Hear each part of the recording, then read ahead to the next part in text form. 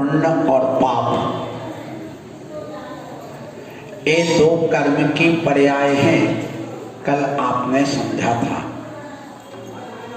जब भी कोई भी वस्तु हमारे सामने आती है तो वह दो रूप में होती है, या तो अच्छे या बुरे, वेस्टेज रूप में या सार रूप में ग्रहण करने के योग्य, जिसको हमारे आचार्यों ने कहा, भगवंतों ने कहा, हे और उपादेय। एक वस्तु वह है जो हे है अर्थात छोड़ने योग्य है, और एक उपादेय है जो ग्रहण करने योग्य है। और उन्हीं में जब अपन देखते हैं कि हे जो चीज है, जैसे आप गन्ने को लेकर के आए तो गन्ना जब आता है तो उसमें रस तो उपादेय है और छिलका हे है। ये अपन को भैया उसका उस तरफ कर दो, उस तरफ कर दो उसकी। हे और उपादेय, ये दो चीजें अलग अलग हैं। हमें उपादेय को ग्रहण करना है। तो पुण्य हमारे लिए उपादेय है, पुण्य ग्रहण करने योग्य है। पुण्य का अर्थ धर्म भी है, पुण्य का अर्थ शुभ क्रिया भी है। तो पुण्य आप सुबह से करते हैं और करना ही चाहिए। आप सुबह उठे, उठ करके स्नान किया, क्यों किया? कि जो ये चीज है मैल निकल जाए, इसके लिए किया, और अपना शरीर स्वच्छ हो जाए, ये आप करते हैं। बस वैसे ही मैं आप लोगों से कहूं कि आप अपने मन के मैल को भी तो निकालने की कोशिश करो। आप तन का मैल तो निकालते, लेकिन मन का मैल नहीं निकलता। तन उजला हो जाता है, और मन यदि उजला नहीं होता है तो धर्म कोई काम का नहीं है। तन भले गंदा रह जाए, लेकिन मन उजला हो जाए, आत्मा उजली हो जाए। तो जो प्रवचन है ये मन को उजला करते, मन का मैल धोते हैं। ये प्रवचन भगवान की वाणी यही काम करती है। जो कहते मन का मलाल निकाल दो, तो ये आप लोग अपने अच्छे कार्य को जो करने जाते हैं, जिससे मन प्रसन्न होता है, जिससे हमारे विकार दूर होते हैं, उसी का नाम धर्म है। और ऐसे कार्य जिनसे हमारा मन गंदला होता है, उसको निकालने से हमारा मन अच्छा नहीं होता है, और विचार भी अच्छे नहीं होते, लोग भी अच्छा नहीं कहते। ऐसी चीज को अलग कर देने का नाम धर्म है, और यदि नहीं करते तो उसी का नाम अधर्म है। सो आप लोग यहाँ पर आए हुए हैं और बैठ करके आज का इस प्रवचन को सुन रहे हैं कि हमें पाप को छोड़ना है और पुण्य को ग्रहण करना है। और एक समय ऐसा भी आएगा कि पुण्य को भी छोड़ना पड़ेगा। अब पुण्य को कब छोड़ोगे? एक प्रश्न ये भी आता, अभी मत छोड़ देना। पुण्य एक नाव है, जिसको तैरना नहीं आया है, वह पुण्य की नाव में बैठ करके संसार समुद्र को पार किनारे तक जा सकता है। और तैरना आया नहीं और नाव छोड़ दे तो वो डूब जाएगा, ये निश्चित बात है। इसलिए भगवान ने कहा पहले पुण्य की नाव में बैठ जाओ, और जितना बन सके उतना आप मेरे पास तक आ जाओ। तो सुबह से आप लोग पुण्य की नौका में बैठते, स्नान करके सबसे पहले ये जो मंदिर है जहां आप बैठे, पुण्य की नौका है, ये तारने की जहाज है, और ये नाव के समान आप बैठ करके इसमें यात्रा कर रहे हैं। कहाँ?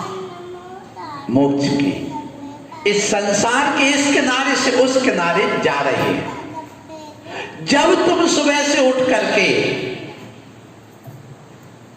चाबी लेकर के जाते हो, कहां? दुकान पर। मार्ग वही है,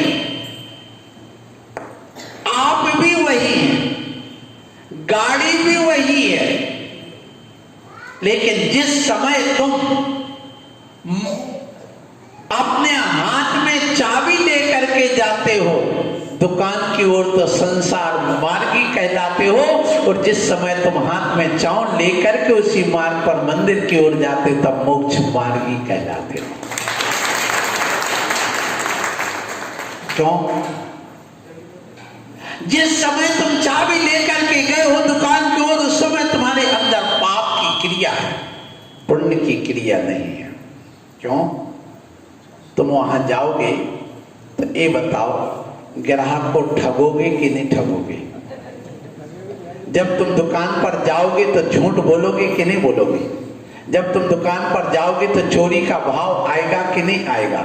जब दुकान पर जाओगे तो तुम्हारी परिग्रह संग्रह वृत्ति इच्छा आपके अंदर आएगी कि नहीं? मूर्छा आएगी कि नहीं आएगी? इसलिए वह कौन सी क्रिया हो गई? पाप की क्रिया हो गई। उस पाप की क्रिया करने के पहले पुण्य की क्रिया करने आओ, तो जिस समय व्यक्ति उसी मार्ग पर चलता है तो उसकी नजर बदल जाती, दृष्टि बदल जाती है, और वह घर से जब निकलता है तो वह चावल लेकर के आया। ये संकल्प के चावल है कि जब तक मैं ये चावल भगवान के चरणों में न चढ़ा दूं तब तक मैं अन्न जल ग्रहण नहीं करूंगा। अब कितनी भी बाधा आ जाए, मैं चढ़ा करके ही भगवान को यह अर्घ, फिर उसके बाद में अन्न जल ग्रहण करूंगा। है ऐसा कोई व्यक्ति जो ऐसा नियम लिया हो इस नगर में कि मैं अन्न जल तभी ग्रहण करूंगा जब भगवान के दर्शन कर लूंगा? है कुछ लोग आशीर्वाद, हैं कुछ लोग तो उनका नियम है जब तक मैं भगवान के दर्शन नहीं कर लूंगा तब तक अन्न जल ग्रहण नहीं करूंगा। अब विचार करिए, सुबह से तुम उठे हो और वहां से तुमने घर से निकले हो और यहां आए हो, और यहां आने के बाद में आप आ गई कि हम सुबह से उठते हैं और अपना भला करना है, बुरा नहीं करना। भला किससे होता है और भला करने से क्या होता है? तो भला किससे होता है?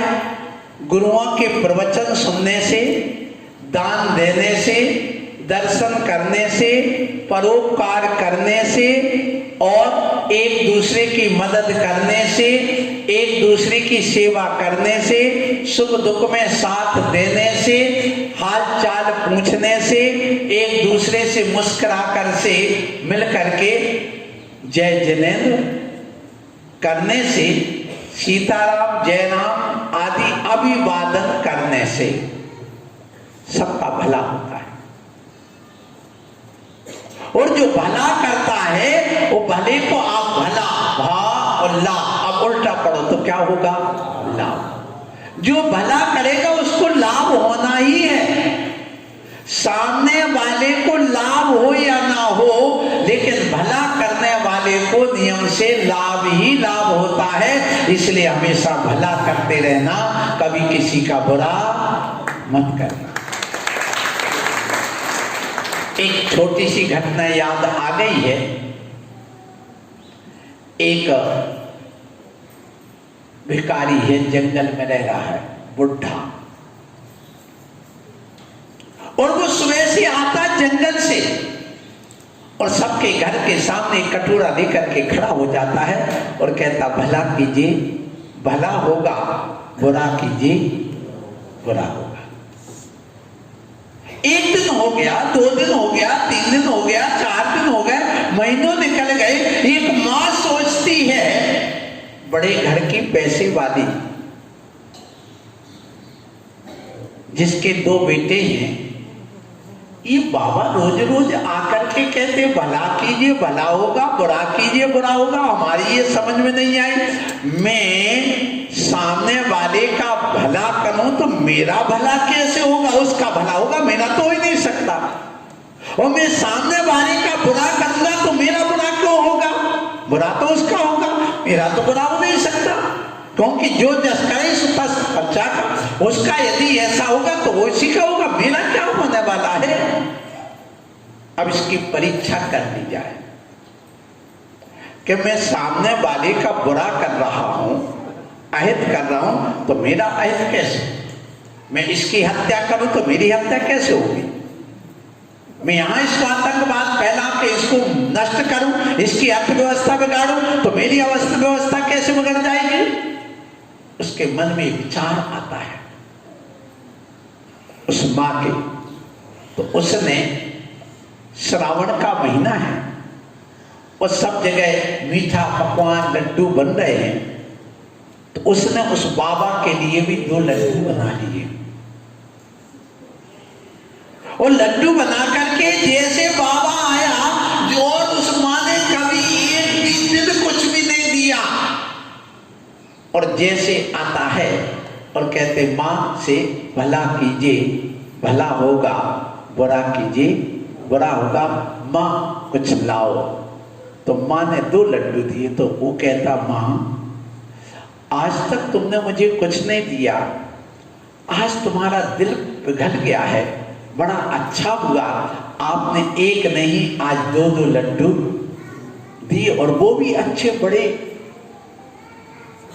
अब वो भिखारी लेकर के वो बाबा और जाकर के जंगल में करीब करीब 8 किलोमीटर अंदर जाकर के, वहां जाकर के कुटिया बना करके रह रहा था। और वहां पर गया तो सोचता है ये कड़ी खराब हो जाएगी, ये रोटी खराब हो जाएगी, ये चावल खराब हो जाएंगे, यदि मैं लड्डू खा लूंगा तो लड्डू तो कल काम आ जाएंगे, वैसे बादल घिरे हुए हैं, पानी बरस जाएगा, कल जा नहीं पाऊंगा तो मेरा क्या होगा? इसलिए चलो आज अपन ये दाल चावल रोटी कड़ी रखी, इसी को खा लो और लड्डू कल काम आ जाएंगे। उसने 2 लड्डू बचा लिए और बचा करके रखे, और लगभग 2 बचते हैं, और उसके बाद घनघोर पानी बरसने लगता है, और उसके बाद में रात हो जाती, बिजली चमक रही है, और 2 बच्चे कहीं से बाहर से आते हैं, और वो देखता है इस जंगल में पानी बरस रहा है और आग जल रही है, यहाँ पर अग्नि जल रही है, यहाँ दीपक जल रहा। वो उसको लक्ष्य बना करके मार्ग से वहां तक पहुंचता है। कोई वो कहता बाबा कोई है, यहाँ है कोई? सो बाबा निकलता, बेटा आजा बेटा आजा। वो कहता बाबा जी मुझे भूख लगी है, मेरे पास कुछ भी खाने को नहीं है, और बाबा जी मुझे प्यास भी लगी है, पानी सब गंदा है, चारों तरफ बरस गया है, मुझे पानी भी नहीं मिला। तो बाबा ने एक मटकी से पानी ला करके दे दिया और कहा बेटा देखो कहा है कि दाने दाने में लिखा है खाने वाले का नाम। इसलिए क्या बताऊं बेटा, एक माँ है, उसने आज तक मुझे कुछ नहीं दिया था, ये आज 2 लड्डू दिए हैं। हो सकता तेरी माँ की ममता वहां काम कर रही हो, और हो सकता है ये लड्डू तेरे भाग्य में थे, इसलिए उसने आज ये माँ ने लड्डू दिए हैं, और तुम्हारे ऊपर उसकी कृपा बरसी है। एक एक दाने दाने में तुम्हारा नाम लिखा बेटा, मेरा पेट भर गया, कल मैं देखूंगा जो होगा, ले तुम खा ले। और उसने रात में 8-9 बजे रात में 10 बजे रात में लगभग उसने लड्डू खाए, और खा करके वो कहता बेटा बाबा जी हमारी माँ इंतजार कर रही होगी, और अंधेरे में कुछ दिख नहीं रहा, मुझे इस गांव में जाना है जो आपको मालूम है कि यहीं से पास ही में, ज्यादा दूर नहीं है, अबागढ़ है, चलो हम चलते हैं वहां पर, तुम्हें छोड़ देते, चलो। अब वो चला, कौन? बाबा। किसको लेके? उन बच्चों को। और कहा बेटा देखो ये नदी आ गई, ये नदी में पानी है, ले एक हाथ तू पकड़ ले, एक तू पकड़ ले, और कमर तक पानी से उस नदी के पार निकाल दिया। और उसके बाद जैसे निकालता, बोले बेटे अब रास्ता मत छोड़ना, अब पूरा पगडंडी का रास्ता है और बैलगाड़ी का रास्ता है, यहाँ से रथ भी निकल जाता, घोड़े हाथी निकल जाते, थे। अब नहीं भटकोगे माँ, तो 1-2 किलोमीटर की बात है, आधा घंटे में तुम घर पहुंच जाएगा। बोले हाँ पहुंच जाएंगे, अब मैं नहीं डरूंगा। और वो सोचते अब घर तो आ ही गया, पानी खुल ही गया है, मौसम अच्छा हो गया, थोड़ा लेट लूं। तो उसने अपने चादर बिछाई पत्थर पर और वो लेट गया। और जैसे लेटता है तो चक्कर से आते हैं और उल्टियां होने लग जाती हैं और वहीं पर पड़ा रह जाता है। और सुबह से जब लोग जंगल की ओर निकलते हैं फ्रेश होने के लिए, तो देखते हैं कि यहाँ 2 मुर्दे पड़े हैं। क्या देखा उसने? गांव में हल्ला उठ जाता है, घबरा जाते, अरे ये तो उन सेठ जी सेठानी का बेटा, ये तो उन सेठानी का बेटा है, उन सेठानी का। हाँ बोले हाँ। अब वो पता चलता, लोग दौड़ के आते, हाँ ये तो मेरा बेटा मेरा बेटा मेरा बेटा। अब क्या करें, कैसे करें? और उसके बाद में हुआ ये कि 8 दिन बाद वह बाबा आया। 8 दिन तक उस नगर की ओर नहीं आया, 8 दिन बाद आया और वो कहता है बाबा क्या भला कीजिए, क्या भला कीजिए, भला होगा, बुरा कीजिए। अब वो मां निकलती, बोले बाबा बाबा बाबा, मैंने वो 2 लड्डू दिए थे, वो कहाँ हैं? लड्डू? हाँ वे लड्डू तो आपने दिए थे, क्या बताऊं, दाने दाने में लिखा है खाने वाले का नाम। वे लड्डू आपने दिए थे, वो लड्डू रात में 2 बेटे आए थे 10 बजे रात को भटकते भटकते जंगल में, तो उनको बहुत भूख लगी थी, मैंने दे दिए। तो बोले वो बेटे कैसे थे? बोले वो हरे कपड़े पहना था एक, और एक लाल कपड़ा पहना था।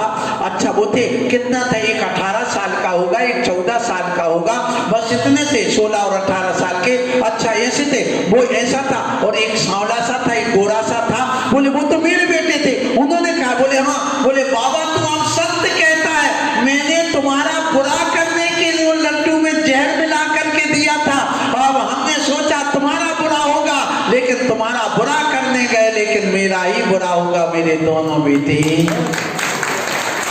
चले गए। इसलिए ध्यान रखो, भला कीजिए। क्या कहा?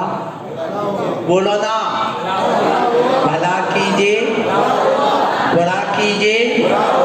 सजन रे झूठ मत बोलो, खुदा के पास जाना है, ना हाथी है ना घोड़ा है, वहां पैदल ही जाना है। सजन रे झूठ मत बोलो, खुदा के पास जाना है, ना हाथी है ना घोड़ा है, वहां पैदल ही जाना है। भला कीजिए भला होगा, बुरा कीजिए बुरा होगा। सजन रे झूठ मत बोलो, खुदा के पास मत झूठ बोलो, मत पाप करो, भला करो। ये पक्की बात है, आज नहीं तो कल भगवान के द्वार में देर हो सकती, पर अंधेर नहीं होता। एक कहावत भी है ना, इसलिए अच्छा करो ना, बुरा क्यों करना। हमने आज एक रूप धारण किया, किसके लिए? माँ बाप का बुरा करने के लिए नहीं, उनका भला करने के लिए हमने ये रूप धारण किया। कौन? समाज का भला करने के लिए हमने उपदेश दिया। किसके लिए?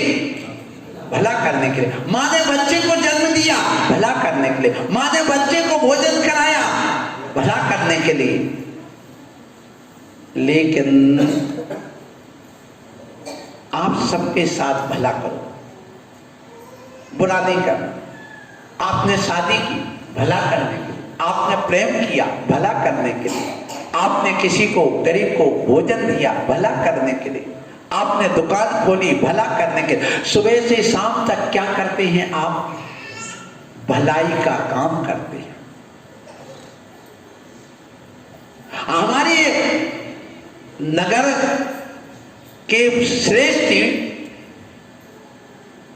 जो यहाँ है, इन्होंने झाड़ू लगवाए पूरे नगर में, काय के लिए? बोलो, भला करने के लिए। समाज में रोग ना फैले, गंदगी ना फैले, सबको अच्छा लगे, प्रसन्न हो। हर व्यक्ति एक दूसरे की भलाई करने के लिए ही करता है। ये मानव सर्वश्रेष्ठ प्राणी इसलिए कि ये हमेशा भला करने के लिए मिला है मानव पर्याय। और यदि यह अपने मानव पर्याय में भला नहीं करता है तो इससे बड़ी दुर्गति किसी की नहीं। यदि यह मानव पर्याय को प्राप्त करके मोक्ष जा सकता है तो निगोद भी जा सकता है। निगोद क्या है? अब कई लोग पूछेंगे महाराज जी निगोद क्या कहलाता है? निगोद का अर्थ है, निगोद का अर्थ है जीवों की खान, जहां उत्पत्ति स्थान जीवों का, जहां अनंत अनंत जीव भरे पड़े। जैसे एक बीज से लाखों बीज पैदा हो जाते हैं और वो फल बन करके वृक्ष बन करके देते, ऐसे एक निगोदिया जीव के अंदर अनंत निगोदिया भरे, वे निकल निकल करके संसार की राशि को पूर्ण करते रहते हैं और बाकी सब मोक्ष चले जाते हैं। एक दिन में 3 ही जीव तो मोक्ष जाते हैं, बस यहाँ कोटा रिजर्वेशन है, आरक्षण है। एक दिन में कितने जाएंगे अधिकतम? बोलो। और यदि 6 महीने तक एक भी जीव नहीं गया तो 6 महीने में 600 जीव मोक्ष चले जाएंगे। कितने? 600। तो 8 समय में और 800 जीव मोक्ष चले जाएंगे, क्योंकि 6 महीने में 608 जीव ही मोक्ष जाते हैं। एक दिन में कितने हो गए? 3 जीव जाते, बस नियम है, कोटा है। तो आपको अपने जीवन में भला करना है, अपना भला करना है, अपन को पुण्य में अटकना नहीं है और स्वरूप से भटकना नहीं है और पाप में लगना नहीं है। बस इतना सिद्धांत बना लो कि पाप में फंसूंगा नहीं, पाप में फंसना नहीं, पुण्य में अटकना नहीं और अपने आत्म स्वरूप से भटकना नहीं। बस इतना है। सो ऐसा अपना जो मन वचन का है, आज का जो प्रवचन है, आपने भी ये समझना जो कल विषय लिया था उसी के आगे मैं बता रहा हूं कि अपने लक्ष्य को बनाओ, मुझे क्या करना है। देखिए, शादी करना बुरा नहीं है, दुकान करना बुरा नहीं है, पैसा कमाना बुरा नहीं है, प्रेम करना बुरा नहीं है, ये भी ध्यान रखना।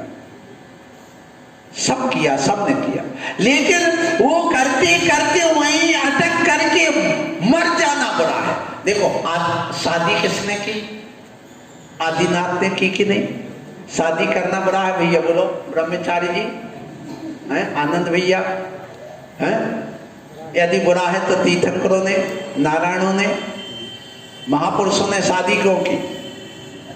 तो शादी करना बुरा नहीं, महेंद्र नहीं है ना, लेकिन बुरा कब है? देखिए, शादी करके बच्चे हो गए, बच्चों के बच्चे हो गए, तुम बूढ़े हो गए, शरीर में ताकत नहीं बची है? पूरी आंखों की रोशनी चली गई, यूं कह लो, कमर झुक गई, बाल सफेद हो गए, कानों से सुनना कम हो गया, उसके बाद भी घर में बैठे हो। घर में मर जाना बुरा है, शादी करना बुरा नहीं।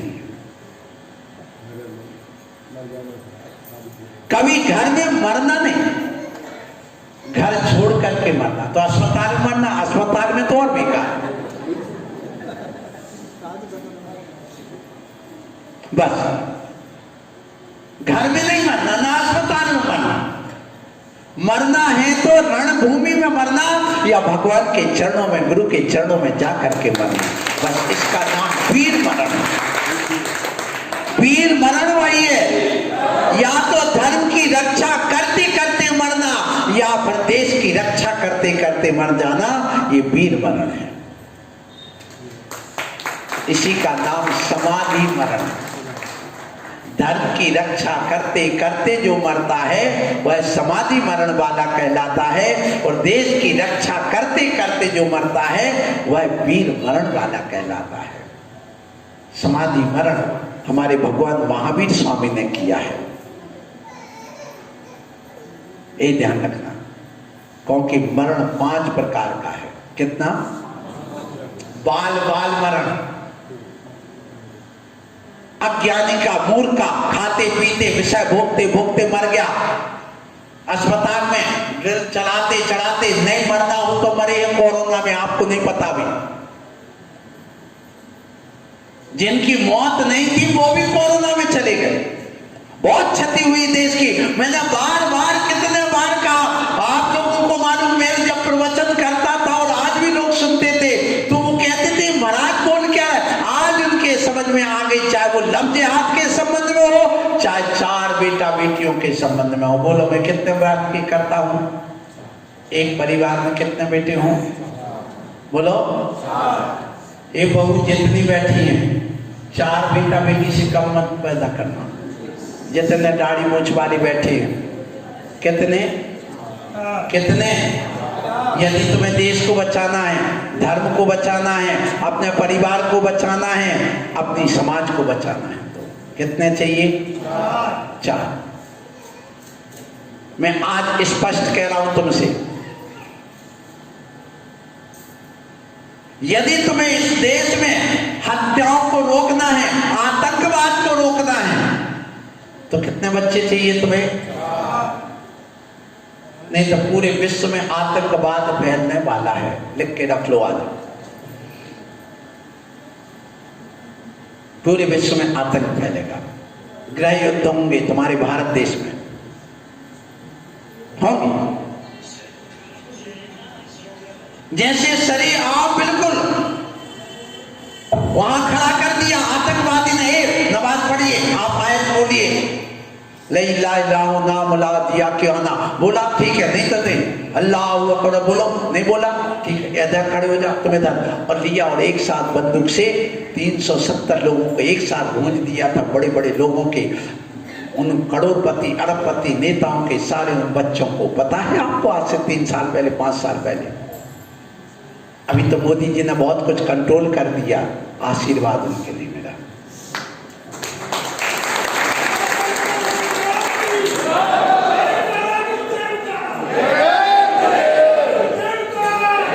इसलिए मैं कहूंगा, मैं किसी समाज की बात नहीं, समाज सब अच्छे, धर्म सब अच्छे, मैं किसी समाज धर्म के निंदा नहीं कर रहा हूं, ना मैं हिंदू की बात कर रहा हूं, ना मैं इस्लाम की बात कर रहा हूं, ना मैं जैन की बात कर रहा हूं, ना बुद्ध की, मैं आतंकवाद की बात कर रहा हूं। आतंकवाद का कोई धर्म नहीं होता, आतंकवाद के कोई सिद्धांत नहीं होते। आतंकवाद क्या है? भय पैदा करना, हत्या करना, अर्थव्यवस्था बिगाड़ना, सामने वालों को दुश्मन मान करके मारना, ये आतंकवाद है। ये फैल रहा है चारों। इसलिए आज मैं पुनः आपकी सभा में कहूंगा, कितने चाहिए? बोलो कितने? क्यों? एक तो चाहिए सबसे पहले खेती करने के लिए। आपको मालूम हो, इटली सुना, जहाँ की मेनका गांधी है, इटली की है ना? है? हाँ, मेनका नहीं, सोनिया गांधी, सॉरी, कौन सी? सोनिया गांधी। कहाँ की है? इटली की है। वहां पर आज बच्चों की कमी है, इतनी कमी हो गई है कि सरकार ने नियम बना दिया कि जो 2 बच्चे से तीसरा बच्चा पैदा करेगा उसके लिए 8 एकड़ जमीन निःशुल्क दी जाएगी। क्यों? कोई खेती करने वाला नहीं। तुम्हारे यहाँ पर भी सबके एक एक बेटे हैं और लैपटॉप टांग करके घूम रहे हैं, इंजीनियर हैं, काय के तोड़ फोड़ करने वाले। बस वो कौन सी तोड़ फोड़? वो लैपटॉप में और कंप्यूटर में बैठे दिन भर आंखें भी फोड़ रहे हैं और वहां पर तोड़ फोड़ करके नए नए आइटम बता करके बच्चों की आंखें भी फोड़ रहे हैं। बोला हो रहा कि नहीं? कहना चाहूंगा आप लोगों से, आप लोग इस बात का ध्यान रखिए, बस आप लोग इस बात का ध्यान रखें। देखो 9 बज गए हैं, मैं अंतिम बात कह रहा हूं आपसे कि देखो आपको अपने जीवन में इतना जरूर करना है कि आपको, यदि ये कृषि प्रधान देश है, कौन सा कृषि प्रधान देश है, अब कौन सा बेटा आज जाकर के बैलगाड़ी लेकर के जाता हो और बैलगाड़ी हम तो कहां गई वो नदिया के पार, चंदन और गुंजा सब गया, कहां गए मेरे देश की धरती, सोना उगले उगले हीरे मोती, कहां है अब वो सब? कौन बेटा खेती करना चाहता बताओ? एक बनिया का एक भी बेटा खेती करता है क्या? नहीं कर रहे। मैं कहूंगा आज इस सभा में हर एक जैनी को, हर एक हिंदू को, अब झूठ मत बोलो, खुदा के पास जाना है, न हाथी है न घोड़ा है, वहां बोला महावीर भगवान।